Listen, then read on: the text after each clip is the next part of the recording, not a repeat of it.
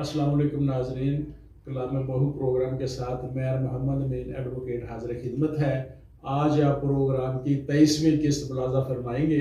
सुल्तान बाहू रहमतुल्लाह अलैह फरमाते हैं, बाज हजूरी नई मंजूरी तोड़े लख पढ़न सलाता हूँ, रोज़े नफल नमाज गुजारन जागन सारियां राता हूँ, बाजों कलब हजूर न होवे कड्डन सै जकाता हूँ, बाज फना न रब हासिल बाहू ना तसीर जमाता हूँ।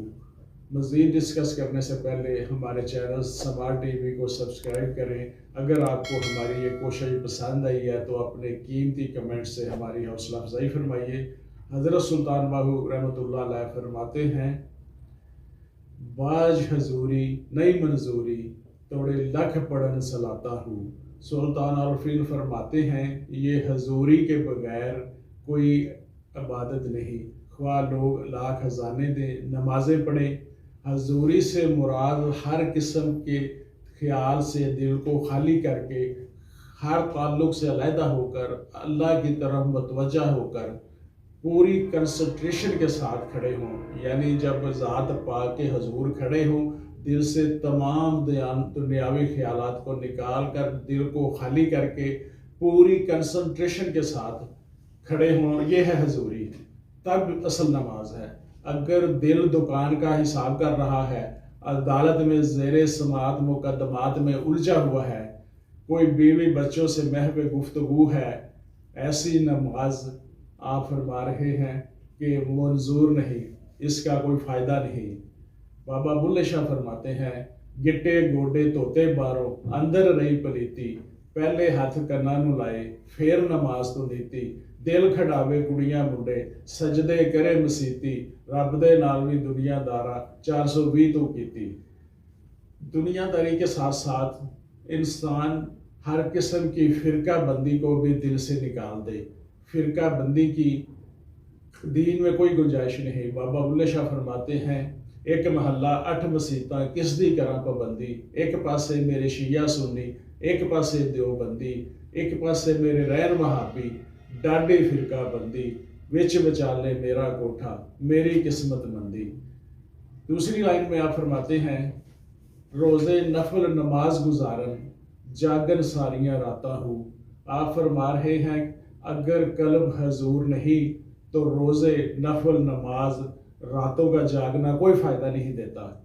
दिल की आम कैफियत ये होती है कि कभी दुनिया की तरफ झुकता है तो कभी हक की तरफ झुकता है। अल्लाह ताला ने खैर और शर की दोनों कुव्वतें इंसान में रखी हैं। कभी खैर की कुव्वत गालिब आ जाती है तो कभी शर की कुव्वत गालिब आ जाती है।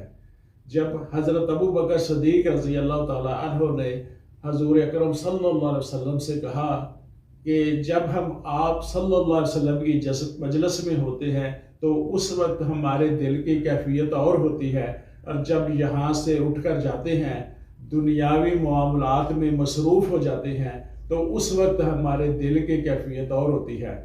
तो आप सल्लल्लाहु अलैहि वसल्लम ने फरमाया, अगर हर वक्त यही कैफियत हो जो यहाँ पे मौजूद रहते हुए होती है तो फिर लाइन दर लाइन फरिश्ते खड़े हों जो आपसे मुसाफा करने के लिए बेताब हों। अगर कल्ब हजूर नहीं तो रातें जागने का फ़ायदा नहीं। बाबा बुल्ले शाह फरमाते हैं, राती जागे ते शेख सदावे राती जागन कुत्ते तै थे युत्ते, दर मालक दा मूल न छड़ दे भावें 100 खावन जुत्ते तै थे युत्ते, उठ बुल्लिया यार मना लै नहीं ते बाजी लै गए कुत्ते तै थे युत्ते। तीसरी लाइन में आप फरमाते हैं, वाजो कल्ब हजूर न होवे कड्डर सै ज़काता हूँ। आप फरमाते हैं कि नफल नमाज और रातें जागने से कोई फ़ायदा नहीं और सैकड़ों ज़कातें देने से भी कोई फ़ायदा नहीं अगर कल्ब हजूर नहीं। आम आदमी ज़कात अपने अंदाज से निकालता है, जिसका कल्ब हजूर है वो अपने अंदाज से निकालता है।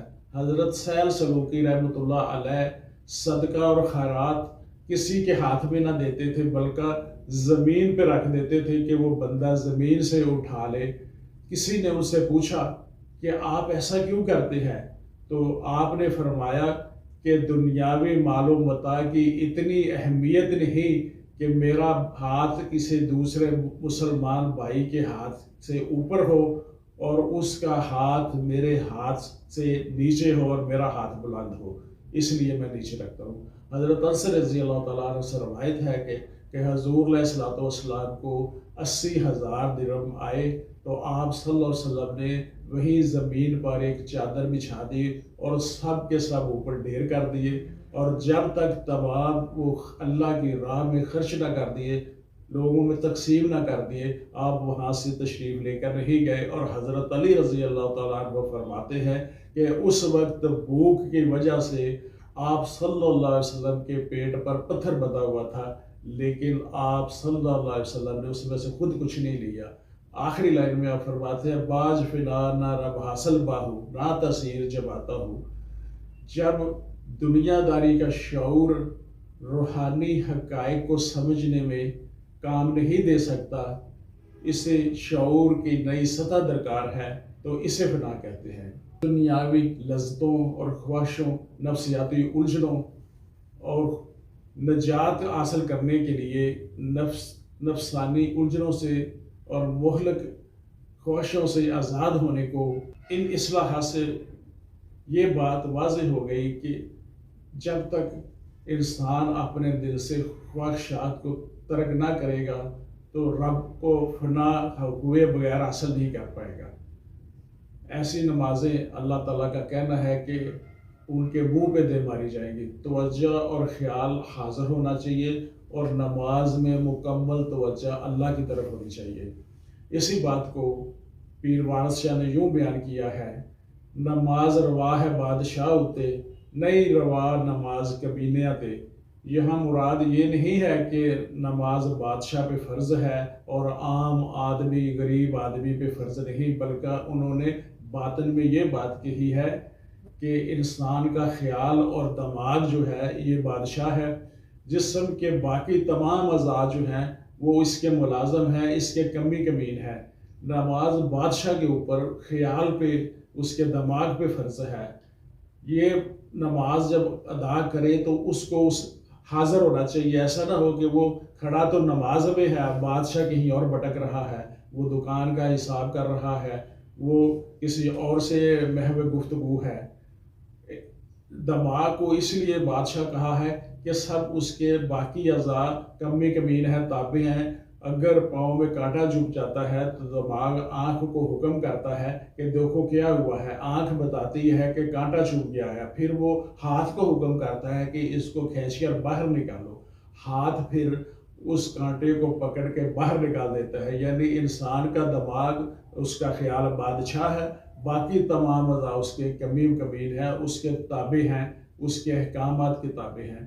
اسی لیے کہا ہے کہ نماز روا ہے بادشاہ ہوتے، نہیں روا نماز کمینے آتے، کہ نماز میں آپ کا خیال اس میں حاضر ہونا چاہیے، موجود ہونا چاہیے۔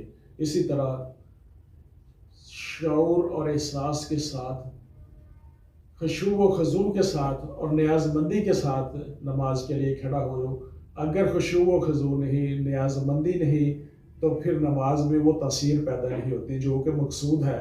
نماز کی تاثیر یہ ہے کہ یہ برائیوں سے بچاتی ہے، بدعمالیوں سے بچاتی ہے، فحش کاموں سے بچاتی ہے۔ یہ تاثیر اسی وقت پیدا ہوتی ہے کہ جب انسان روحانی شعور کے ساتھ اللہ کو حاضر جان کر، جن کو تمام دنیاوی خیالات کو دل سے نکال کر اللہ کے حضور کھڑا ہو۔ اگر ایسا ہے تو پھر وہ برائیوں سے روکتی ہے، اگر ایسا نہیں تو پھر وہ نماز برائیوں سے نہیں روکتی۔ ہم نمازیں بھی پڑھے جا رہے ہیں اور تمام گناہ بھی کیے جا رہے ہیں۔ اسی لیے مسجد میں نمازیوں کے لیے رکھے گئے واٹر کولر کے ساتھ گلاس زنجیر کے ساتھ بندھا ہوتا ہے کہ کوئی گلاس چوری کر کے نہ لے جائے۔ اگر 150-200 نمازی نماز کے لیے جاتے ہیں تو 2-3 کے جوتے چوری ہو جاتے ہیں، جیسے گئے ویسے مسجد سے آئے، تو پھر ان پہ نماز نے کوئی اثر نہیں کیا۔ جس نے دل سے نماز نہیں پڑھی تو وہ نماز بے مقصد ہے۔ آپ حضرت عثمان حرونی جو ہے، آپ جب نماز سے فراغت کے بعد اللہ سے دعا کرتے اور کہتے کہ الہی میں تجھی کو مانگتا ہوں، تو آواز آتی کہ اے عثمان، میں نے تمہاری درخواست قبول کی ہم نماز کے بعد سوائے اللہ کی اللہ سے ہر چیز مانگتے ہیں کہ یا اللہ یہ بھی دے دو، یا اللہ یہ بھی دے دو، یا اللہ ایسے کر دو، یا اللہ ایسے کر دو۔ نہ نماز میں حضوری، نہ دعا میں بے نیازی، مطلب کی نماز، مطلب کی دعا، اور بغیر فنا کے رب حاصل کرنا چاہتے ہیں، اس لیے ہماری جماعتوں میں تاثیر نہیں۔ یہ تھا ناظرین آج کا کلام بہو۔ آئیے آج کے اس خوبصورت کلام کو خوبصورت آواز میں قاری عمر افضل حیدری صاحب سے سنتے ہیں۔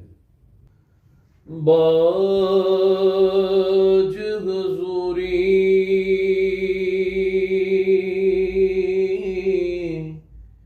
نئی منظوری،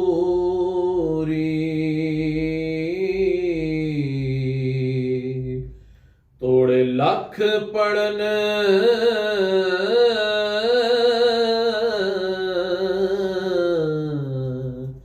صلاتاں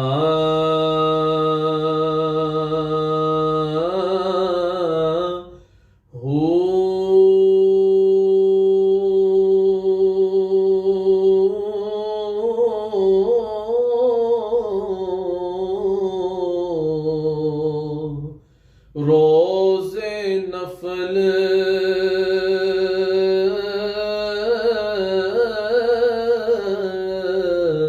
نماز گزارن، جاگن ساریاں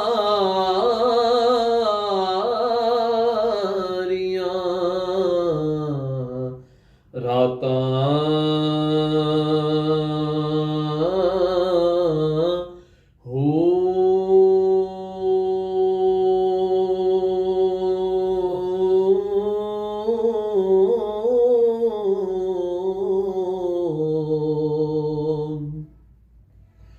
باجو قلب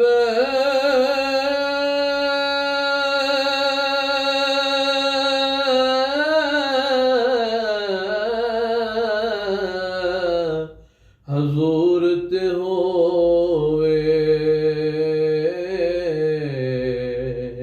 کڈن سہ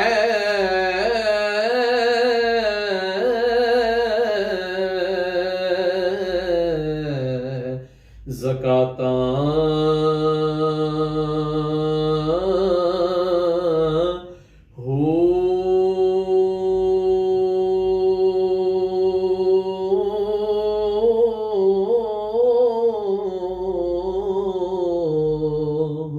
باج فنا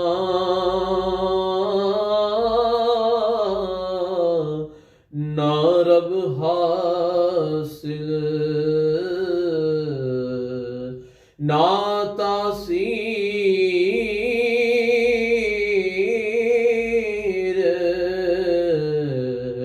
جماعتاں،